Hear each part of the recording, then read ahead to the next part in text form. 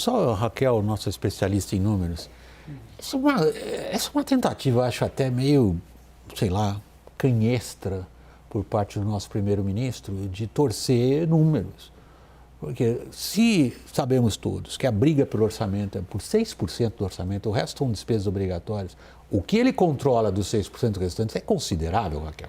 É um quarto, né, William? Um quarto das despesas discricionárias mais emendas está na mão do Congresso Nacional, basicamente na mão do relator do orçamento e ali de quebra de Arthur Lira. E esse percentual ele vem crescendo, ele era menor. Hoje, com toda essa evolução que nós vimos dentro do orçamento, que vem pelas emendas individuais e depois chegou ao ápice de poder aí do Centrão com as emendas de relator, o percentual do orçamento ao que o Lira e ao Centrão tem comando, ele é muito grande e ele está disputando recursos com questões essenciais para o país. Nós estamos falando aí de investimentos, nós estamos falando do custeio da máquina pública. Existe uma discussão até de fundo sobre quando você retira um pedaço tão grande das despesas discricionárias do Executivo, você está praticamente tirando a capacidade do Executivo de governar, de estabelecer as prioridades. Que é papel do Executivo dizer para onde vai tal recurso. Raquel, aqui estabelecemos os fatos, Caio. Agora vamos às questões políticas ali envolvidas. Boa parte da postura desses deputados beneficiados por esse instrumento de poder, que são as emendas parlamentares, atendeu ao STF. Atendeu? Faltou muita gente, né? Pelo menos até agora, né? Pelo que eu vi, 70%, né? E entrega, hoje eu tive acesso também, fiquei monitorando isso com a equipe da CNN, tanto em Brasília quanto aqui.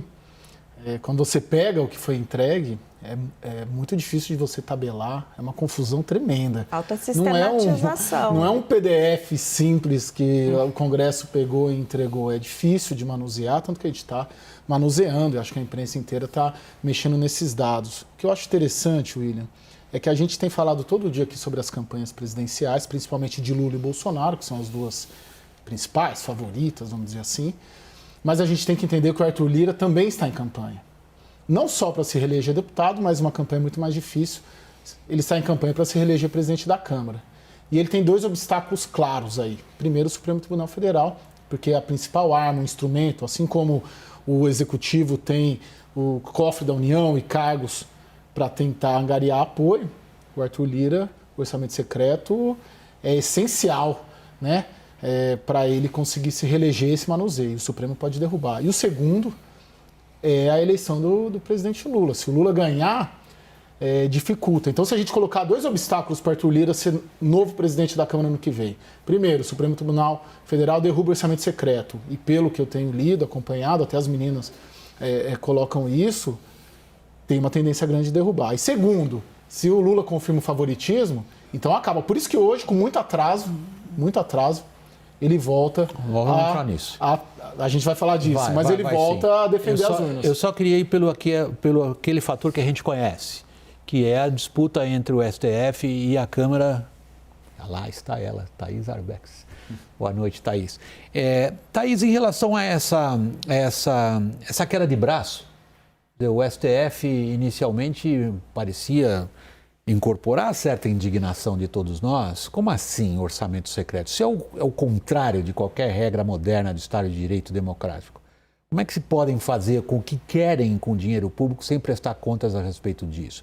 Sem ter qualquer tipo de coordenação? Aí nós vamos entrar nas questões de gestão pública de projetos. Como assim distribuir à vontade? Para garantir o quê? A prerrogativa de alguns que se consideram os donos. A gente já viu isso acontecer em assembleias estaduais. Os resultados são catastróficos. O STF está disposto a ir até onde em relação às emendas secretas? Desculpe, emendas parlamentares consideradas por nós como orçamento secreto. Boa noite, William. É importante a gente lembrar que é a ministra Rosa Weber, a relatora dessa ação que questiona o orçamento secreto. Agora, a partir dessa resposta, depende basicamente de um movimento da ministra. E aí eu fui tentar ouvir integrantes da corte para tentar medir um pouco o ânimo do Supremo Tribunal Federal de entrar nesse assunto agora. E com quem eu consegui conversar, não me parece que seja uma pauta que o Supremo Tribunal Federal esteja disposto a enfrentar imediatamente. Pelo menos foi isso que eu senti a preço de hoje. E qual o motivo? E qual o motivo de não querer enfrentar imediatamente?